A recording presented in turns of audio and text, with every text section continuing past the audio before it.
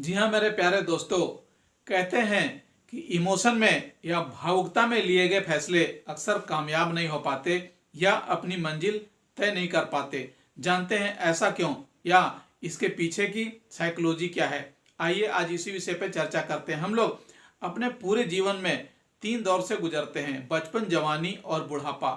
और इन तीनों दौर में हमारे सोचने समझने की शक्ति अलग अलग होती है, या यूं कहें कि हम हर दौर में एक ही सब्जेक्ट पे या एक ही चीज पे अलग अलग तरीके से रिएक्ट करते हैं।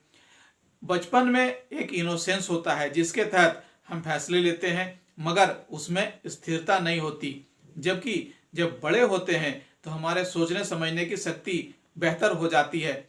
मगर यहाँ भी एक दिक्कत है, जब उस उम्र के दौर पे हमारी भावुकता और गुस्सा इस कदर बढ़ जाता है कि अक्सर हम किसी चीज को पाने के लिए उतावली करते हैं या फिर उसमें टूट फूट कर रह जाते हैं। ऐसा नहीं है कि सिर्फ जवान लोगों में ही इमोशन का लेवल अलग या इस तरह का होता है, जबकि उम्र के साथ बढ़ते लोगों में भी एक अलग तरह का लेवल आ जाता है जिसमें भावुकता उनमें भी भरती है। नतीजा यह होता है कि आपके आचार, विचार और व्यवहार में अंतर आ जाता है। इमोशन का लेवल ऐसा नहीं है कि सिर्फ जवान लोगों में ही इतना ज्यादा होता है, बल्कि उम्र के साथ एक अलग तरह का इमोशन लेवल आदमी में घर कर जाता है। एक सक्सेसफुल आदमी की कहानी आपको बताता हूं।